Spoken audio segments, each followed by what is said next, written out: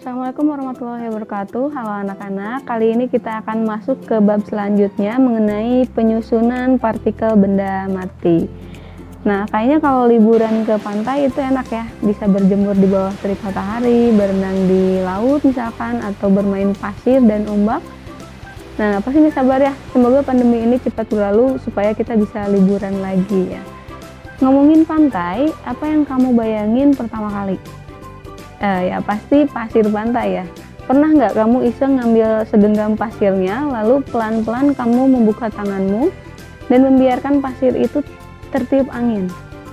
Nah, enaknya rasanya itu dia pasir yang berukurannya kecil-kecil, meninggalkan tekstur yang lembut tapi juga sekaligus ada kasarnya. Mereka pergi berlahan-lahan dari telapak tangan, ada yang jatuh lewat sela-sela tangan atau jari, ada yang terbang begitu saja.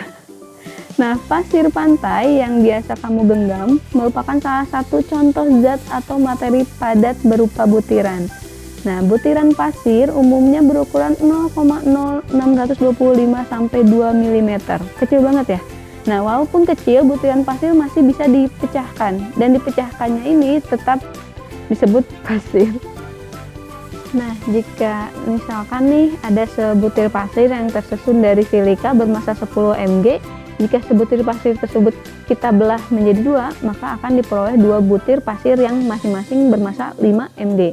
Nah, kemudian jika kedua butir pasir tersebut dibelah menjadi dua lagi, maka akan diperoleh 4 butir pasir dengan masing-masing butir bermassa 2,5 mg. Nah, jika butir pasir itu kita belah terus-menerus, maka akan diperoleh sebuah butiran pasir yang sangat kecil, tapi masih tersusun dari materi yang sama, yaitu silika. Nah, partikel materi tersusun dari atom, molekul, dan ion. Apa sih yang dimaksud dengan atom, molekul, dan ion? Nah, bagian terkecil dari suatu materi itu disebut partikel materi. Contohnya seperti tadi adalah sebutir pasir.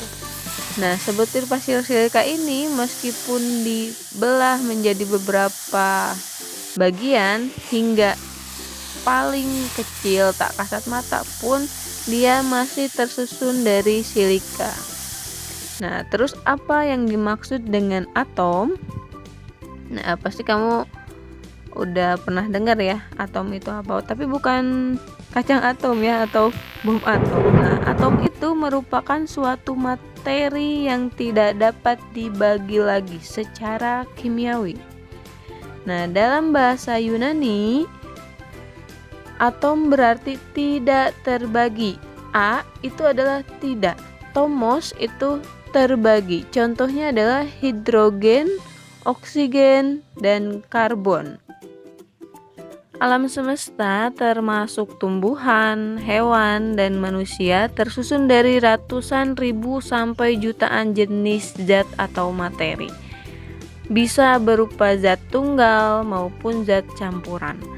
Nah, apabila diuraikan, materi-materi ini merupakan kombinasi dari atom-atom. Nah, atom memiliki sifat netral atau tidak bermuatan. Atom yang sejenis akan membentuk suatu unsur. Suatu atom diberi lambang yang sama dengan unsurnya. Jadi, atom hidrogen diberi lambang H. H besar ya. Dan atom oksigen diberi lambang O. Nah, cara penulisan lambang atom itu yang pertama, lambang unsur yang hanya terdiri dari satu huruf atau penulisan menggunakan huruf kapital.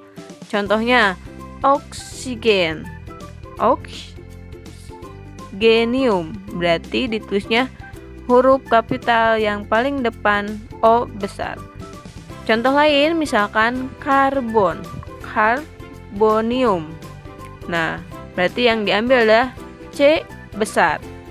Contoh lain ada hidrogen, hidrogenium.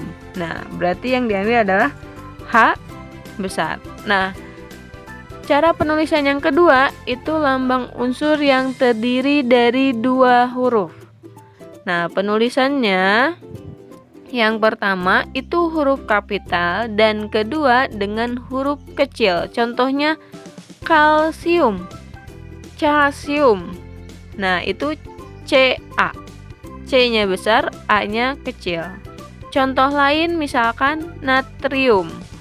Kita ambil huruf besarnya N besar dan A kecil. Nah, atom tersusun atas partikel dasar atau subatom ya, yaitu elektron, neutron, dan proton. Nah, ini sudah dipelajari di semester 1 ya. Elektron yang merupakan partikel bermuatan negatif yang berbeda di kulit atau di luar inti atom. Nah, proton merupakan partikel bermuatan positif yang berada di dalam inti atom. Sedangkan neutron merupakan partikel tidak bermuatan, yaitu berarti netral. Nah, ini ada contoh susunan atom. Nah, kita ke selanjutnya mengenai pengertian molekul. Nah, atom merupakan unit pembangun dari segala macam materi. Jadi, molekul dan ion dibangun oleh atom-atom. Kita sekarang bahas molekulnya dulu. Molekul itu merupakan gabungan dari 2 atau lebih atom. Bisa terbentuk dari atom yang sama. Contohnya nih, hidrogen. Hidrogen berarti H2 dan oksigen adalah O2. Atau contoh lain ada air, H2O. Molekul yang tersusun atas atom yang sama dinamakan molekul unsur. Sedangkan molekul yang dibangun oleh atom berbeda itu disebut molekul senyawa. Molekul yang terbentuk dari 2 atom, baik atom yang sama ataupun beda, disebut molekul diatomik. Selain itu, atom juga bisa membentuk molekul poliatomik, yaitu molekul yang tersusun atas 3 atau lebih atom. Contohnya adalah ozon, O3. Tubuh kita memerlukan asupan ion untuk menggantikan cairan ion yang hilang setelah beraktivitas. Nah, apa sih yang dimaksud dengan ion? Ion adalah atom yang bermuatan listrik, contohnya Na+, OH-, Cl-, Ca+, dan masih banyak lagi.